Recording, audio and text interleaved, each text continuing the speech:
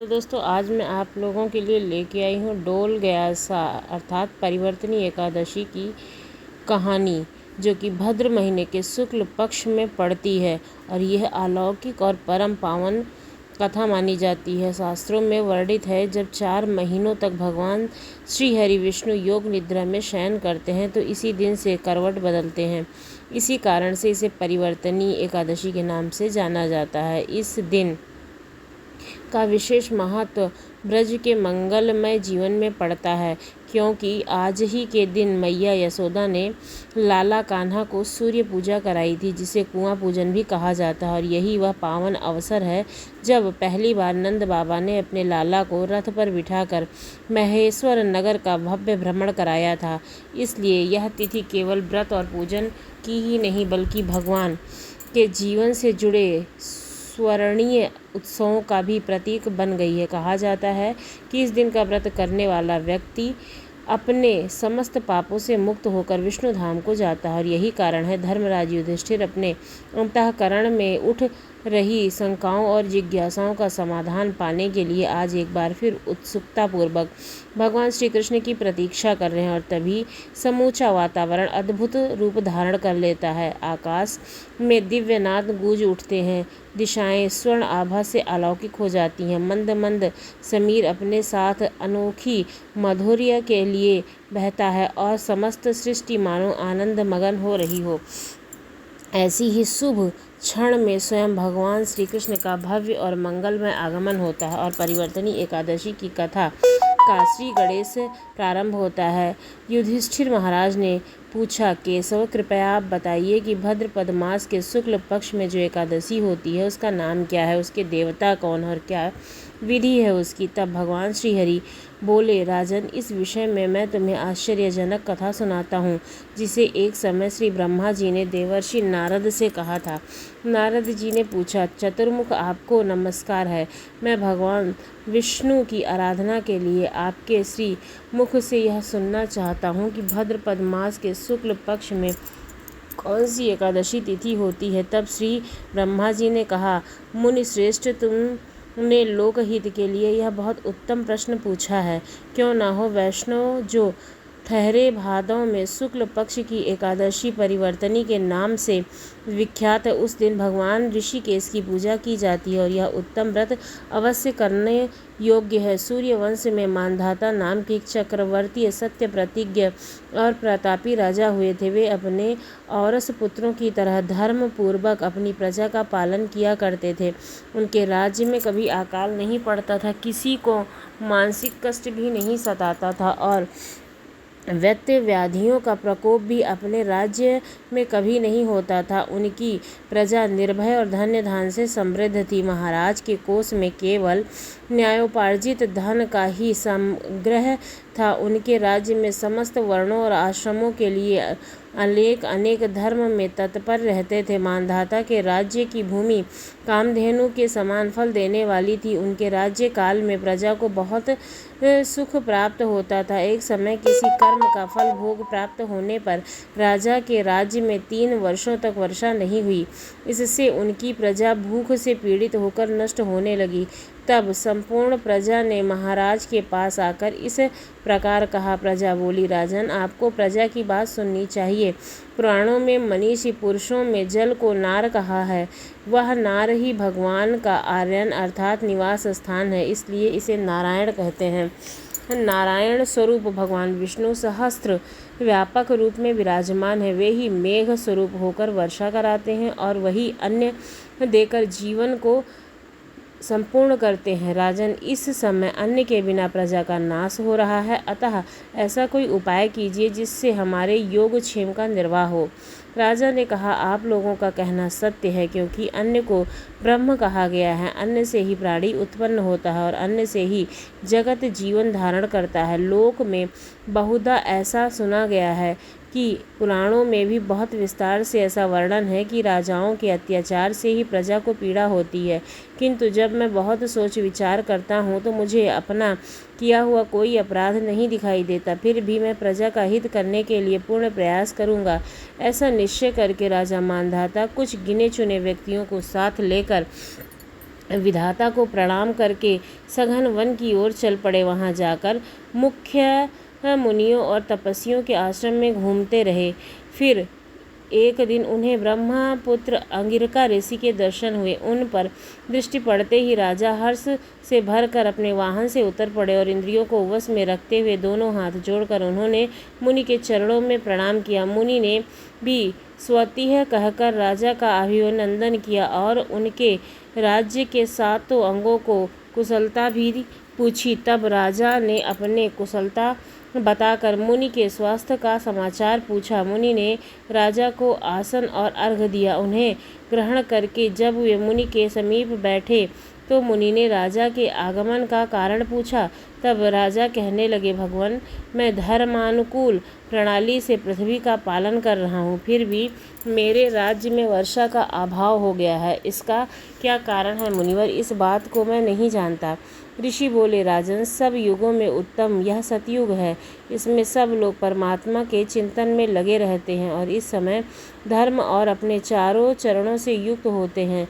इस युग में केवल ब्राह्मण की तपस्वी होती हैं, दूसरे लोग नहीं। किंतु महाराज, तुम्हारे राज्य में एक शूद्र तपस्या कर रहा है, इसी कारण मेघ पानी नहीं बरसाते हैं। तुम इसके प्रतिकार का यत्न करो, जिससे यह अनावृष्टि का दोष शांत हो जाए। राजा ने कहा, मुनिवर, यह तो वह तपस्या कर रहा है, दूसरे वह निरपराध है, अतः मैं उसका अनिष्ट कैसे करूँगा? आप उस दोष को शांत करने वाले किसी धर्म का उपदेश दीजिए। ऋषि बोले, राजन, यदि ऐसी बात है तो एकादशी का व्रत करो। भाद्रपद मास के शुक्ल पक्ष में जो परिवर्तनी नाम से विख्यात एकादशी होती है, उसके व्रत के प्रभाव से निश्चय ही उत्तम वृष्टि होने लगेगी। राजन, तुम अपनी प्रजा और परिवारजनों के साथ इसका व्रत करो। तब ऋषि के यह वचन सुनकर राजा ऋषि को प्रणाम करके अपने महल वापस लौट आया। फिर उन्होंने चारों वर्णों की समस्त प्रजा के साथ भादों के शुक्ल पक्ष की एकादशी तिथि का व्रत किया। इस प्रकार व्रत करने पर मेघ पानी बरसाने लगे, पृथ्वी जल से परिपूर्ण हो गई और हरी भरी खेती से सुशोभित होने लगी। इस व्रत के प्रभाव से सभी लोग दुखी हो गए। भगवान श्री कृष्ण धर्मराज से कहते हैं, राजन, इस कारण इस उत्तम व्रत का अनुष्ठान अवश्य करना चाहिए। परिवर्तनी एकादशी के दिन जल से भरे हुए घड़े को साफ सफ़ेद वस्त्र से ढक कर दही और चावल के साथ ब्राह्मण को दान देना चाहिए।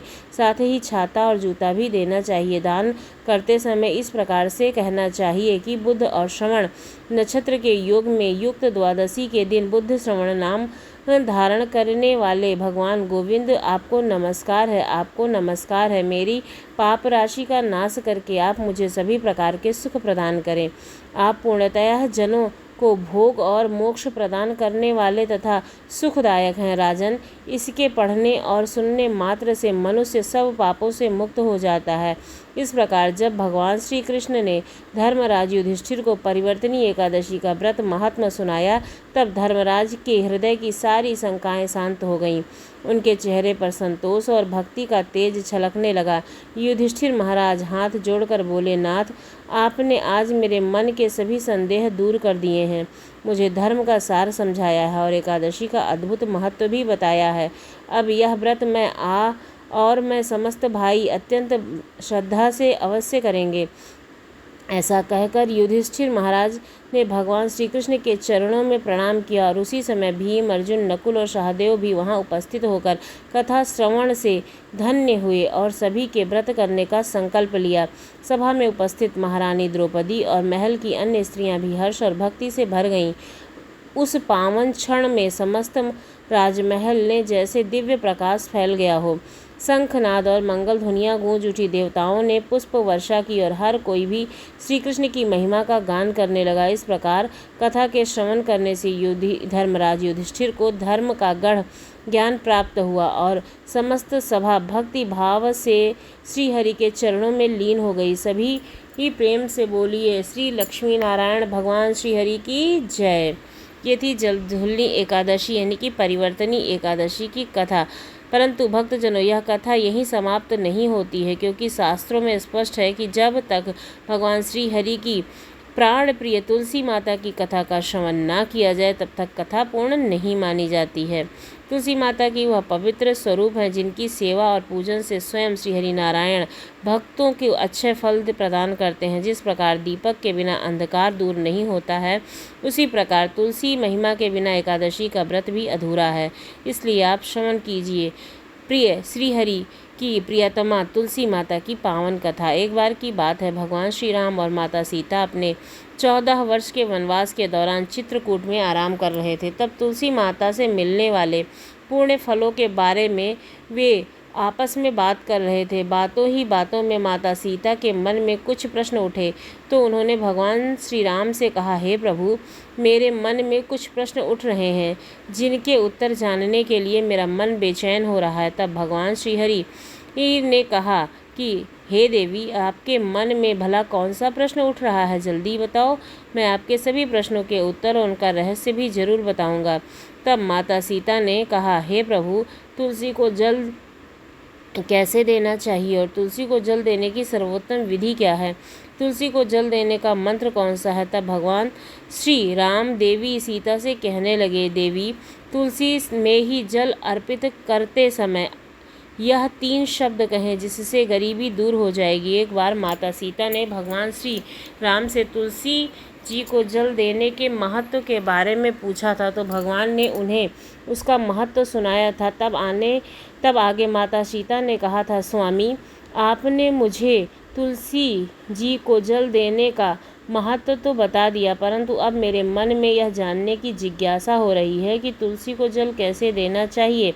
जल की सर्वोत्तम विधि कौन सी है? जल देने का मंत्र कौन सा है? कृपया आप मुझे इस सभी मंत्रों का उत्तर दीजिए। तब भगवान श्री राम ने माता सीता से कहा, हे प्रिय, जिस प्रकार से मैं तुम्हें तुलसी का महात्मा सुनाया करता हूँ, उसी प्रकार से तुलसी को जल देते समय बोले जाने वाले मंत्र का भी बड़ा ही महत्व है। यह मंत्र केवल 3 शब्दों का है, परंतु इसका प्रभाव बहुत ही चमत्कारिक है। जो भी मनुष्य नित्य तुलसी को जल देते समय अपने श्रीमुख से केवल यह 3 शब्द बोलते हैं, तो साक्षात माता लक्ष्मी उनके घर में प्रवेश करती हैं और उनकी दरिद्रता दूर कर देती है, उन्हें धन्य धान्य की प्राप्ति होती है। देवी, उस मंत्र को बताने से पहले मैं आपको तुलसी के इस मंत्र का भी महत्व बताता हूँ। इस महात्मा को सुन लेने मात्र से ही मनुष्य के सभी पाप नष्ट हो जाते हैं और कई वर्षों तक तुलसी को जल देने का पुण्य भी प्राप्त होता है। इसलिए हे देवी, आप भी इस कथा को ध्यानपूर्वक सुनिए। तब माता सीता ने कहा, हे प्रभु, मैं तो इस कथा को पूरा अवश्य सुनूंगी, कृपया आप मुझे तुलसी के मंत्र का महात्मा बताइए। तब भगवान श्री राम कहने लगे, हे देवी, एक समय दक्षिण दिशा में एक अत्यंत शोभायमान नगरी थी। उस नगरी में सुरेश नाम का एक खोटी बुद्धि का ब्राह्मण रहता था। वह पापियों का तो शिरोमणि था ही, सरदार भी था। उसका जन्म एक ऐसे ब्राह्मण परिवार में हुआ था जो पाप कर्म करने वाले और शास्त्र ज्ञान से शून्य थे। वह जन्म से तो ब्राह्मण थे, लेकिन कर्म से अत्यंत दुराचारी। वह ना तो पूजा पाठ करता था, अतिथियों का सत्कार करता था, यहाँ तक कि अपने द्वार पर आए हुए अतिथियों को बिना कुछ दान दिए ही निर्दयता पूर्वक भगा दिया करता था। वह सदैव ही पराई स्त्रियों में आसक्त रहता और उसे मदिरा पान करने की भी बुरी लत थी। साथ ही वह मांस भी खाता था। वह दिन में खेतों में काम करके पत्ते बेचकर जीविका चलाता था, रात में व्यभिचार करता था। इस प्रकार से उस ब्राह्मण ने अनेक वर्षों तक जीवन बिताया। फिर एक दिन वह दुर्बुद्धि बेचने के लिए पत्ते इकट्ठे करने के लिए एक ऋषि के आश्रम के आसपास घूमने लगा। वहां लगे हुए पेड़ों से पत्ते तोड़ने लगा तो वहीं एक काल रूपधारी काले भयानक सर्प ने उस ब्राह्मण को काट लिया और उसी समय उसकी मृत्यु हो गई। तब उसके बाद जो यमदूत उसे लेने के लिए उस स्थान पर प्रकट हो गए और उसे उठाकर यमलोक ले जाने लगे। मार्ग में वह यमदूतों के सामने बहुत करुण विलाप करने लगा और बोला, हे दूतों, मुझे यहाँ लेकर जा रहे हो, मुझे छोड़ दो। लेकिन यमदूत उसे यह कहकर घसीटते हुए ले जा रहे थे कि अरे दुष्ट ब्राह्मण, तेरे पाप कर्मों के कारण तुझे सांप से ने डस लिया है। अब तो यमराज ही तुझे घोर नरक में डाल देंगे। फिर यम के दूत उस ब्राह्मण को लेकर यमलोक पहुंच गए और यमराज जी के सामने खड़े हो गए। तब चित्रगुप्त महाराज जी उस ब्राह्मण का लेखा जोखा निकाल कर यमराज जी से कहने लगे, धर्मराज, इस ब्राह्मण ने बचपन से लेकर मृत्यु तक पाप ही पाप किए हैं। अपने पूरे जीवन में जो इसने कई पुण्य का काम नहीं किया है। तब धर्मराज भी अपने दूतों से कहते हैं कि हे दूतों, इस घोर पाप करने वाले ब्राह्मण को उठाकर ले जाओ और इसे नरक में डाल दो। फिर यम के दूत उस पंडित को लेकर नरक की भयंकर अग्नि में ढकेल देते हैं। तो अनेक वर्षों तक नरक में सजा भुगतने के बाद उस ब्राह्मण को अपने दूसरे जन्म में एक बैल का शरीर मिला। बैल का जन्म पाकर वह बोझ उठाने का काम करने लगा। उसका मालिक उससे दिन रात काम करवाने लगा। फिर जब वह बैल की शक्ति कम हो गई तो उसके मालिक ने उसे एक लंगड़े आदमी को बेच दिया। तो उस लंगड़े आदमी ने उस बैल को खुद का बोझ उठाने के काम में उपयोग करना शुरू कर दिया। वह अपनी पीठ पर बैठकर दूर दूर घूमता। इस प्रकार से उस बैल ने 10 वर्षों तक उस लंगड़े आदमी का बोझ उठाया। फिर एक दिन वह लंगड़ा आदमी उस बैल की पीठ पर बैठकर किसी ऊंचे पर्वत पर जा रहा था। उस पर्वत पर बहुत देर तक चढ़ाई करने के बाद वह बैल थक गया, उसकी शक्ति कम हो गई और वह बेहोश होकर जमीन पर गिर पड़ा और अंतिम सांसें लेने लगा। तो वहाँ खड़े लोगों को उस बैल पर बड़ी दया आई और वह उसके मुख में पानी डालने लगे। उन्हीं लोगों में यह पुण्यात्मा इंसान भी था। इसने उस बैल का कल्याण करने के लिए अपना समस्त पुण्य उस बैल को दे दिया। तो वहाँ पर खड़े हुए कुछ और लोगों ने भी अपने अपने पुण्य को उस बैल को समर्पित कर दिया। तब सभी लोग अपना अपना पुण्य उस बैल को समर्पित कर रहे थे। तो वही भीड़ में एक वैश्या भी खड़ी थी और यह सब देखकर उस वैश्या ने भी अपना पुण्य उस बैल को दे दिया। फिर कुछ ही क्षणों के बाद उस बैल की मृत्यु हो गई और उस स्थान पर यमदूत आए और बैल के शरीर से उस ब्राह्मण की आत्मा को निकालकर यमलोक में ले गए। यमलोक में ले जाकर उसे यमराज जी के सामने खड़ा कर दिया।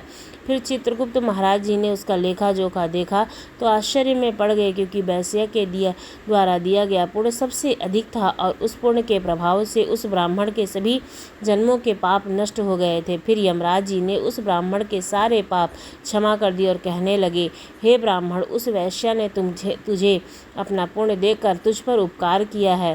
केवल उसी के पुण्य के कारण तुम्हारे इस जन्म के पाप नष्ट हो गए हैं। और फिर यमराज ने उसे एक बार फिर से मनुष्य योनि में जन्म प्रदान किया। इस प्रकार उसे पृथ्वी का एक उत्तम पंडित कुल में जन्म लिया। उस महापुण्य के प्रभाव से उसे इस नए जन्म में पूर्व जन्म की सारी बातें याद आने लगी। तो वह ब्राह्मण खड़ा हो गया और उसे याद आया कि पिछले जन्म में जब वह बैल था तो एक वैश्या ने मुझे अपने पुण्य दे दिए थे और उसके मन में उस वैश्या के बारे में जानने की इच्छा हो गई और उस महापुण्य के बारे में जानने के लिए वह उस वैश्या का पता लगाने लगा। उसके नगर में चला गया तो वहाँ वैश्या अब तक बूढ़ी हो गई थी। फिर जब उसे ढूंढने का वह वैश्या मिल गई तब उसके सामने जाकर उसे बार बार प्रणाम करने लगा और धन्यवाद करने लगा। तब वैश्या कहने लगी, ब्राह्मण, आप कौन हैं? किस प्रकार आप मुझे धन्यवाद कर रहे हैं? मैंने आपका कौन सा कर्म किया है? आप मुझे बार बार धन्यवाद दे रहे हैं। तो वह ब्राह्मण कहने लगा, माता, मैं वही बैल हूँ जिसे तुमने अपना पुण्य दे डाला था। अपने पाप कर्मों के कारण मुझे पिछले जन्म में बैल का चोला मिला था और उस पर्वत पर जब मैं मर रहा था तब तुमने मुझे अपना पुण्य दान किया था और तुम्हारे पुण्य के प्रभाव से आज मुझे यह मनुष्य का जन्म मिला है। तुम्हारे द्वारा दिए गए पुण्य के कारण मुझे अपने पूर्व जन्म की सारी बातें याद हैं। लेकिन हे माता, मैं यहाँ पर यह जानने के लिए आया हूँ कि ने मुझे उस समय अपना कौन सा पुण्य दान किया था जिस कारण से मेरे सभी जन्मों के पाप नष्ट हो गए। मैं उसी पुण्य के बारे में जानना चाहता हूँ। ब्राह्मण की बात सुनकर वैश्या ने कहा, ब्राह्मण, मैंने तो अपने जीवन में कभी कोई पुण्य का काम नहीं किया, परंतु मेरे घर में एक तोता है जो पिंजरे में रहकर हमेशा कुछ बोलता रहता है। उसी को सुन सुनकर मेरी आत्मा पवित्र हो जाती है। उसी तोते के द्वारा बोले गए मंत्र का पुण्य मैंने तुम्हें दान में दे दिया था। फिर वह वैश्य और पंडित उस तोते के पास गए। तब वहाँ जाकर ब्राह्मण ने उस तोते से पूछा, हे तोते, तुम कौन सा मंत्र बोल रहे हो जिससे हमारे जीवन का उद्धार हुआ है? यह मंत्र तुम्हें किसने सिखाया और इस मंत्र का अर्थ क्या होता है? तब उस तोते ने अपने पूर्व जन्म का वृत्तांत सुनाना आरंभ किया। वह तोता कहने लगा, मैं ब्राह्मण पिछले जन्म में एक पंडित था। मैं अपने ज्ञान के अहंकार में अंधा हो गया था। मैंने कभी गुरुजनों का आदर नहीं किया, सदैव ही उनका अपमान किया। मुझे अपने ज्ञान पर इतना ज़्यादा गर्व हो गया था जिस कारण मेरे अंदर क्रोध और अधिक बढ़ गया और मारे क्रोध के मैं सभी से द्वेष करने लगा। अंत मनुष्यों में मैं तुच्छ समझने लगा और मनुष्यों का तो भारी सभा में भी अपमान करने लगा। फिर समय बीतने पर मेरी मृत्यु हुई तो मुझे यमलोक ले जाया गया। पूर्व जन्मों और गुरुजनों का अपमान करने के कारण मुझे तोते के कुल में डाल दिया गया और मेरा जन्म एक तोते के रूप में हुआ। मेरे पाप कर्मों के कारण छोटी अवस्था में ही मेरी माता पिता से मेरा वियोग हुआ। फिर मैं पेड़ के डाल पर बैठा रो रहा था तो उसी स्थान पर एक ऋषि जा रहे थे। उन्होंने मेरी दयनीय पुकार सुन ली और मुझे लेकर आश्रम चले गए। वहाँ उस आश्रम में उन्होंने मुझे एक सुंदर पिंजड़े में रख दिया और मेरी बहुत अच्छी तरह से ख्याल रखा। वह मुझे रोज़ भोजन भी दिया करते थे, पढ़ाते भी थे। उस स्थान पर बहुत सारे ऋषि मुनि और उनकी स्त्रियाँ और बालक सभी रोज़ तुलसी की पौधे की जल देते थे और तुलसी के सामने एक मंत्र का जाप किया करते थे। उन्हीं के श्रीमुख से बार बार उस मंत्र को सुनकर मैंने उसे रट लिया था। तब से मैं इस मंत्र को जान गया हूँ और वही मंत्र मैं दिन भर बोलता रहता हूँ। उस मंत्र के प्रभाव से मेरी कभी मृत्यु नहीं हुई और मेरी आयु आज 100 वर्षों की हो गई है। मैं इतने वर्षों तक जीवित रहा। फिर एक रात को एक चोर का स्थान आ गया और उसने मुझे वहाँ से चुरा लिया। फिर उस वैश्या ने मुझे उस चोर से खरीद लिया और इस वैश्या के घर आने के बाद भी मैं उस मंत्र को बोलता रहा हूँ, जिसे सुनकर इस वैश्या का मन भी पवित्र हो गया और इसने वैश्या का काम छोड़कर भगवान श्री हरि का भजन कीर्तन प्रारंभ कर दिया, भगवान की भक्ति करना प्रारंभ किया और उसी मंत्र के प्रभाव से इसकी आत्मा पवित्र हो गई। हे ब्राह्मण, उस मंत्र के पुण्य से आप भी मुक्त हो गए हैं। और इस प्रकार से तोते ने उस ब्राह्मण को और वैश्या को सारा वृत्तांत सुनाया, जिसे सुनकर पंडित और वैश्या दोनों ही अत्यंत प्रसन्न हुए और फिर वे दोनों रोज तुलसी को जल देकर उस मंत्र का जाप करने लगे। फिर वह तोता, वैश्य और ब्राह्मण तीनों उस मंत्र के प्रभाव से दिव्य विमानों में बैठकर भगवान श्रीहरि के धाम पहुँचे। यह सारा वृत्तांत सुनकर भगवान श्री राम कहते हैं, देवी, देखा आपने, केवल तुलसी के इस मंत्र के प्रभाव से ही तोते और उस वैश्य और पंडित के सभी पाप नष्ट हो गए। इसलिए सभी मनुष्य रोज तुलसी को जल देते समय एक मंत्र का उच्चारण करें। हे देवी, वह मंत्र इस प्रकार है, मैं आप भी ध्यान से सुनिए। ओम श्री हरि प्रिय नमः, ओम श्री हरि प्रिय नमः, ओम श्री हरि प्रिय नमः।